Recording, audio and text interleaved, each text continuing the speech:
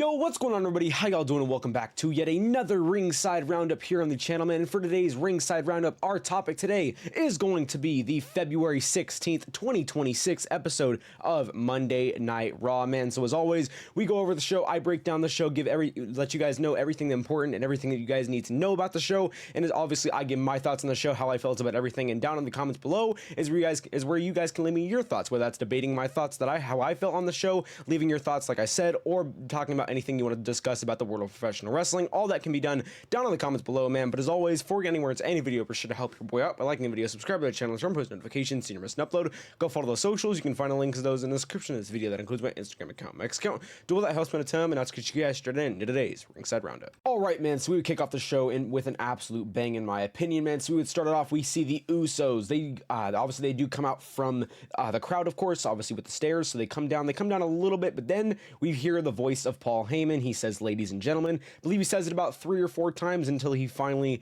is able to, until the camera finally pans over to him and he says, "Stop yeeting. Time to get down to business." And then from there, we would then see Logan Paul get on the mic, and pretty much Logan Paul from there would pretty much just say that he has a vision to host Monday Night Raw in a beautiful city, and tonight is not that night. Then the Vision finally gets into the ring, so they are finally in the ring. The Usos at this point are still, they're still in the crowd on the stairs or on the steps. So then from there, we would then see. We would then see freaking Austin Theory hop on the mic, and he would pretty much just say that last week he got screwed in his qualifying match because of the Masked Man, and this is absolutely, this is pretty much absolutely ridiculous, man. He pretty much just feels that he got screwed out of his Elimination Chamber spot, and he deserves to be in that Elimination Chamber. Then from there, we would then see Adam Pearce come out, and Adam Pearce pretty much just telling the Vision, get out of my ring, let's go back to my office, and let's chat like gentlemen, let's talk about this. And then Adam Pearce talks a little bit about the Masked Man. He says that if it wasn't for Bronson Reed and Logan Paul, that we wouldn't even be having this discussion, because my security would have taken the Masked Man out from obviously last week in your match, Austin. So yeah, I mean, pretty much Adam Pearce trying to get the Vision out of his ring. Then Paul Heyman says, you want your show back. You want your show back, Pearce. How about you put what I want you to do then is I want you to put Bronson Reed in the Elimination Chamber. Then Adam Pearce would say, fine, you want Bronson Reed in the Elimination Chamber. That's a great idea. I do too, but in order for Bronson Reed to be in the Elimination Chamber, he has to earn it. And then he would then say that obviously next week Bronson Reed would get a Elimination Chamber qualifying match, so that it will be good for the Vision. That obviously they're going to have to win that match, or Bronson Reed's going to have to win that match to represent the Vision, which I feel like he most likely will, because as of right now, there's no members of the Vision in the Elimination Chamber. So I think Bronson Reed will for sure be in there. Either way, he'd be a great addition to an Elimination Chamber. So I could easily see Bronson Reed being in that. So I wouldn't be surprised if he does win his qualifying match. But then yeah, I mean, from there that's almost about it, because then afterwards we would then see LA Knight come out, and he pretty much just tells the Vision, that pretty much none of you guys were screwed, none of you guys deserve what you got, and I'm going to continue to come out here and attack you guys week after week because of what y'all did to me. And he mentions a little bit about the and then he mentions about how Bronson Reed did deliver a tsunami to him a matter of months ago, which took LA, and he tsunamied him through a car, which took LA Knight out for, I believe it was about 2.5 months or so, something like that. Maybe it was less than that. I can't really remember by now. But yeah, and then from there, LA Knight would propose that how about I see 3 turds in the ring, and obviously talking about the Vision. So Bronson Reed and Logan Paul and Austin Theory, and then he says that I'm here, the Usos are up there. I don't know, Adam, how about we get ourselves a 6-man tag match going? Then from there, Adam Pearce would make the match official, so it is going to be a 6-man tag match, which we will talk about next, because that is actually going to be our first match of the night. So that's pretty awesome. So as far as this opener, man, I think it was pretty solid. It sets up a 6-man tag match, which I think is going to be really awesome, but we'll have to wait and see, obviously, in the next clip, of course, when we discuss that match. But overall, I think this was a solid opener, man. I mean, let me know what you guys think, but I personally think this was pretty solid, man. All right, so as mentioned, we would jump into that 6-man tag match. On one side, it would be the Usos along with LA Knight, and then on the other side, it would be, as mentioned, Bronson Reed, Logan Paul, and obviously Austin Theory as well. I think this match pretty freaking awesome, man. As far as what this match really is in place for, I think it's really just in place for Bronson Reed just to go in his match next week to qualify for the Elimination Chamber, his qualifying match. I think this match was really just to give him more momentum, I feel like, because otherwise this really really is just like kind of like an on the spot match, but that's what I really feel like this match is, and I say that specifically because Bronson Reed would be the one in this match to pick up the win for his team.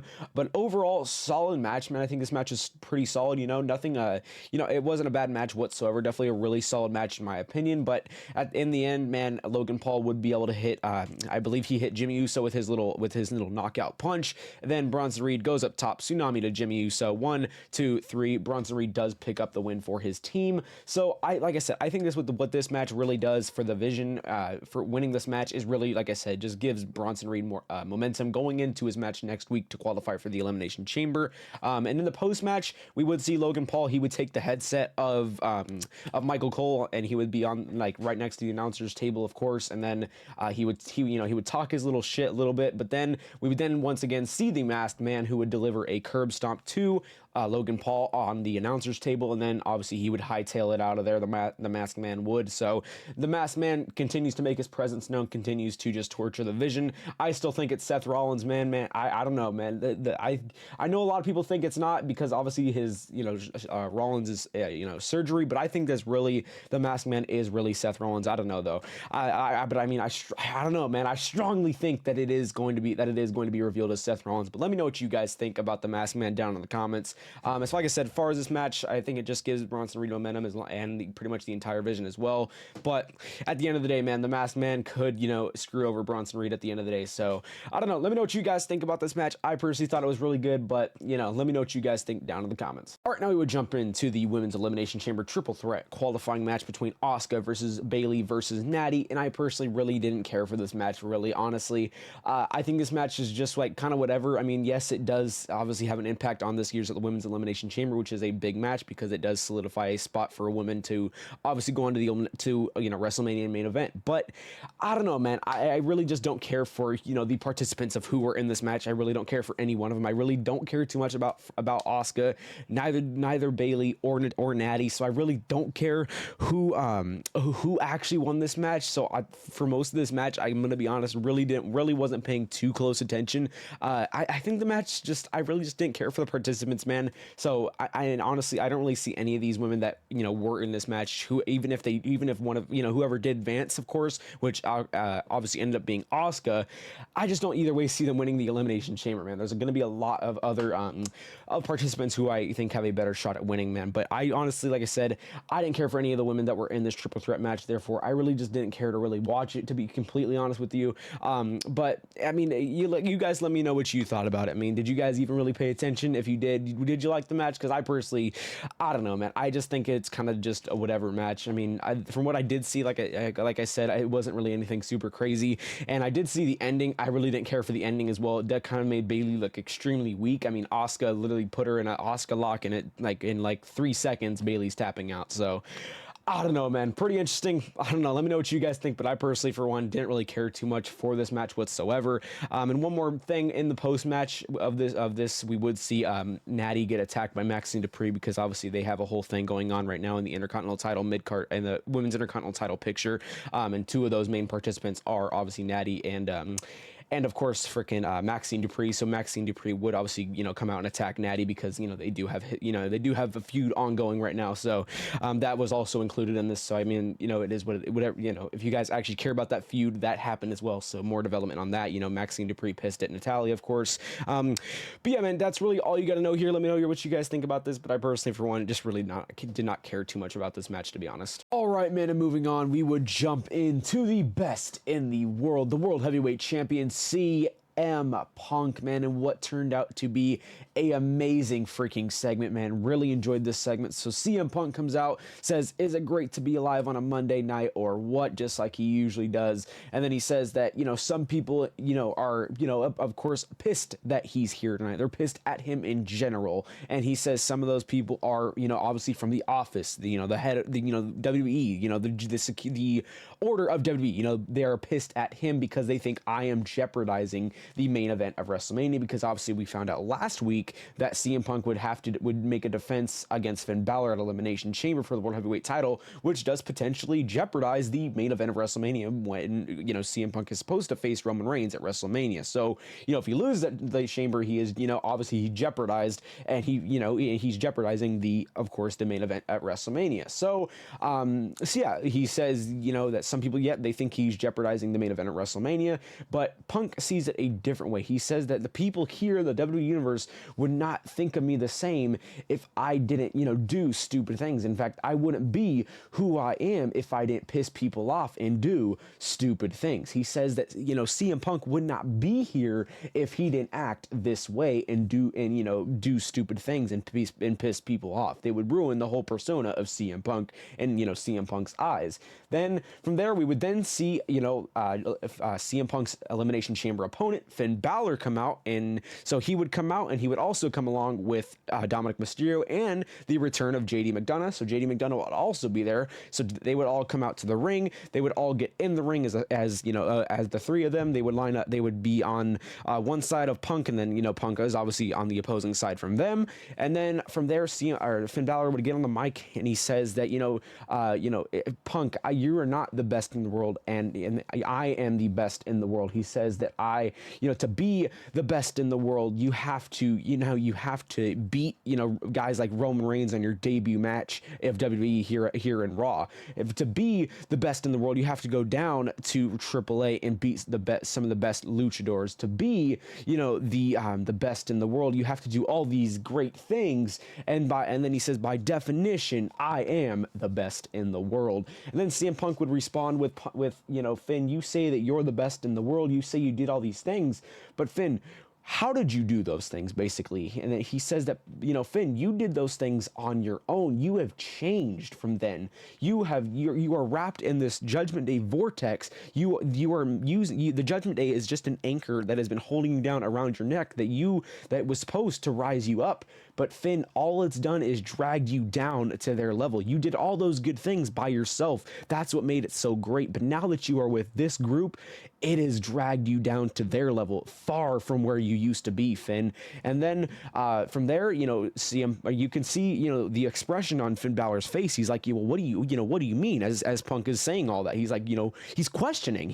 Finn Balor, you can see from his facial expressions, he's genuinely questioning. You know, like, you know, what do you mean by that? What are you trying to say? Like, you know, what are you proposing here? You can definitely tell that, you know, Finn is taking, you know, what Punk is saying into consideration, and he's definitely, you know, thinking like, oh, you know, like, what, you know, what's going on here type of shit. So you can definitely see that, you know, Finn Balor is just questioning all reality with the Judgment Day, and where the Judgment Day has actually gotten him to compare to where it was supposed to get him in his eyes.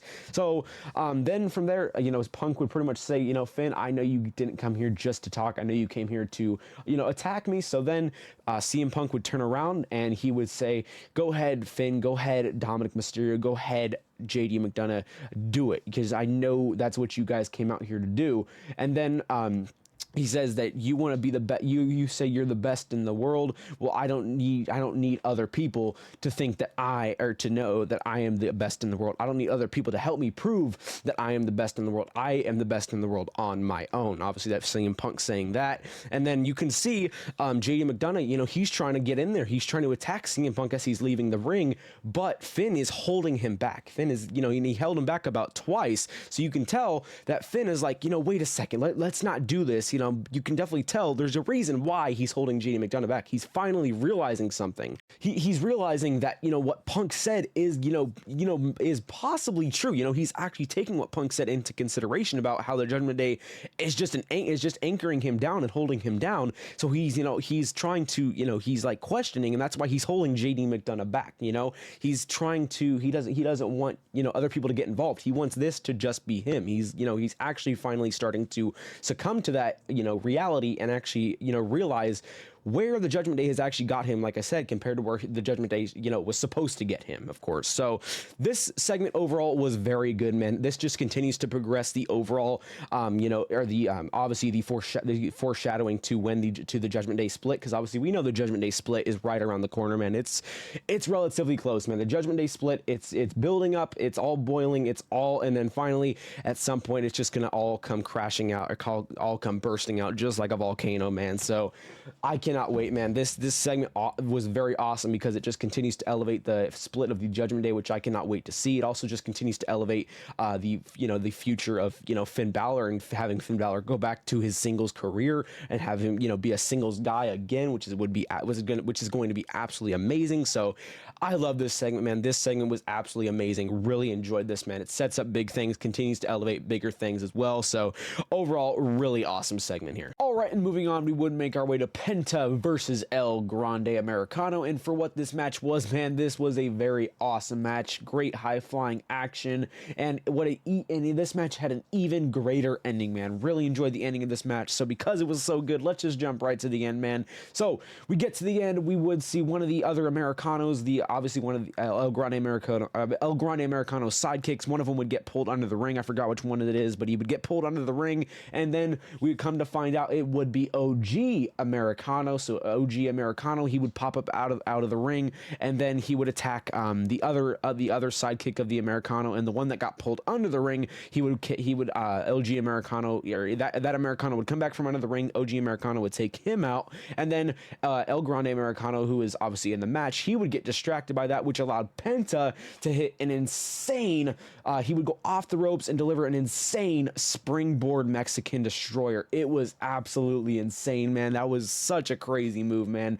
Really awesome stuff from Penta, but that would be the move that would pick up the win for Penta. So great stuff in the ending right there, man. That was a great move from Penta, man. Really awesome stuff. So Penta would pick up the win. Penta would get out of there, and then in the post match we would see an attack from OG Americano. He would go after. He would continue to beat down El Grande Americano, and he would almost unmask him. He would get it, I would say, about halfway, roughly. He would get his mask up about halfway, but then El Grande Americano's sidekicks would come in and save him, and that would be the end of everything. But overall, I think this was an awesome match, man. Really enjoyed this match. Really enjoyed that endings, especially from Penta. That was an insane springboard Mexican destroyer, man. Really great stuff from Penta.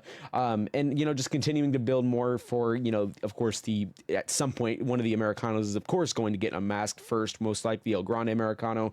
So that's pretty cool, man. I actually do kind of enjoy the El Grande Americano storyline just a little bit, not too much, because then again, at the same time, it is more of like one of those gimmick things, one of those more memey things that it's like is what the El Grande gimmick has really turned into, in my opinion. But I still do enjoy it here and there, so I definitely did enjoy it tonight, man. But overall, solid stuff. Let me know what you guys think about this one, but overall, I think this was overall solid. All right, and moving on, we would jump into AJ Lee. So AJ Lee making her way out to the ring. First thing that she gets down to business. She mentions a little bit about last week. She says last week she walked in for moral support and walked out number one contender for the Women's Intercontinental Championship, because obviously at Elimination Chamber she will be facing Becky Lynch for that Women's Intercontinental Championship. And then she, pretty much from there, she talks a little bit about her past career. She says that, well, number one, I haven't had a singles match in a while. It has been a long time, let alone going after a title. The last title I held that I wore proudly was fighting for that pink butterfly championship, obviously referencing the old Divas WWE Championship, which is obviously, long retired by now, of course.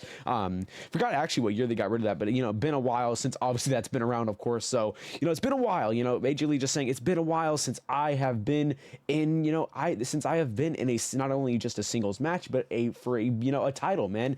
And she says that, she left this company to, obviously give shots at, to give, more shots for women back there, and leave a division for the women that are back there now. She pretty much saying that she left to pave the way for, for divisions to come. And then she says, but Becky, for number one, has not, I gave her 10 years and she is not anywhere close to as good as me still, even after 10 years while I was gone. So that was a pretty crazy line right there, pretty much just telling Becky that, you pretty much just saying that Becky freaking sucks. She, is pretty much irrelevant. You know, she's pretty much terrible, basically, is what that pretty much just shows from AJ Lee towards Becky, of course. And then from there, I mean, that's really roughly it before finally, AJ Lee would say that, you know, if she does walk into Elimination Chamber and walks out Intercontinental Champion, she will hold that title till WrestleMania and walk into WrestleMania and walk out champion still. And then from there, we would then see Becky Lynch come out, and Becky Lynch pretty much saying that you think that you're actually going to win. You think you're actually going to get, you think you're actually going to take this. You think this is actually setting up a run for AJ Lee to be the Women's Intercontinental Champion? Absolutely not. In fact, you didn't even deserve this shot. You pretty much forced me to give you this, but you did not even earn this. You do not even deserve a shot at my title. Then AJ Lee would say, come on, Becky, how about you get in the ring? How about we'll save the title for Elimination Chamber. How about you at least get in this ring and we throw hands right now? Then Becky would get in the ring, and she just pretty much she has her fist up, but she's pretty much fighting the urge to either to fight AJ Lee now and and beat her up, or not do it, because she thinks that pretty much AJ Lee is just playing mind games with her. She doesn't want to play into those mind games, and she thinks if she hits AJ Lee, she will be playing into those mind games, basically. So Becky Lynch not wanting to play into those mind games, and eventually she does get out of the ring and says she doesn't fight in Memphis. That's the end of Becky. She walks to the back, and that's pretty much the end of the entire segment, man. So I think this is an interesting segment. Some of it was good, but some of it was also like kind of interesting at the same time and kind of just weird. So overall, as far as an overall segment and continuing to build for this match at Elimination Chamber, I think this segment was okay. I don't think it was anything super crazy, but it was still okay. It wasn't bad. It doesn't really get me hyped for Becky versus AJ Lee any more than I realistically am right now, because I think that's still actually going to be a good match. But I feel like this segment in particular, it didn't really boost my hype, I guess I would say, for the match like it maybe should, because like I said, or we are like roughly, I believe, less than 2 weeks now from Elimination Chamber, so that this segment really not doing too much for me personally. But let me know what you guys think down in the comments, man. But overall, it still was okay. It wasn't anything, like I said, super crazy or bad at all. But I don't know. Let me know what you guys think. But like I said, I for one think it was at least an okay segment. All right, and for our main event of the night, it would be a men's triple threat Elimination Chamber qualifying match between Gunther versus Javon Evans versus Dirty Dominic Mysterio. I think this match absolutely amazing, man. Really enjoyed this match. Really enjoyed mainly Javon Evans in this match. Javon Evans doing some really awesome stuff as usual in pretty much all of his matches, man. Overall, great stuff all the way around. One moment I really did like in particular is we would see Javon Evans. He would jump out of the entire ring into Gunther, who was who was leaning up against one of the barricades, which would send Gunther over the barricade, which I think was really awesome. So really awesome move there. And overall, just really great match. And we would get to the end, and Javon Evans would deliver an OG cutter to, I believe it was Dominic Mysterio, and then that would allow him to pick up the win 1, 2, 3. I honestly did not think Javon was going to win this. I wanted him to, but I was like, Gunther's in this, he's most likely going to win. But what ended up happening later on in the match is at one point we would see Dragon Lee come out, who would have the ring bell, and he would clobber Gunther, which would take him out of the match. So that was cool to see. I didn't really want Gunther to go onto the Elimination Chamber, and thankfully he didn't. In fact, I wanted Javon Evans to go on, and thankfully he did. I can't wait to see Javon in the Elimination Chamber, man. It's gonna be absolutely insane with him in there, man. He's gonna do some crazy ass shit, and I just cannot wait to see it, man. I really cannot wait to see what Javon Evans is going to do in that Elimination Chamber. It's going to be absolutely awesome, man. So that is 4 spots taken up in the men's Elimination Chamber. I believe it's Cody, Randy, LA Knight, and now Javon Evans is, I believe, who it is for right now. So we got 2 more spots, man. But like I said, I cannot wait to see what Javon Evans is able to do in that Elimination Chamber. But overall, solid stuff here in this main event. But inevitably, man, Javon Evans, that bounciness works in his favor, and he does advance to the Elimination Chamber. All right, everybody. Well, that is going to wrap up today's ringside roundup for this week's episode of Raw. As always, I hope you guys did enjoy. And just ranking this episode of Raw, man, I would say as a whole, it was decent. Nothing as a whole. It was really nothing super crazy or nothing really like bad either. So I would say this was a decent show, man. But let me know what you guys guys think down in the comments below. There was definitely things within the show that were really good, that I really enjoyed, but as a whole, definitely, in my opinion, in my standpoint, definitely just an overall decent show from just ranking everything as a whole. But like I said, leave me your thoughts on how you guys felt about the show down in the comments below, and go down in the comments as well to debate my thoughts. Leave your thoughts on anything you want to discuss about the world of professional wrestling. Do all that down in the comments below. But as always, before we get out of here, be sure to help your boy out by liking the video, subscribe to the channel, turn post notifications so you never miss an upload. Go follow those socials. You can find links to those in the description of this video. That includes my Instagram account, my X account. Do that, helps me out, and I'll catch y'all boys in the next one. Peace.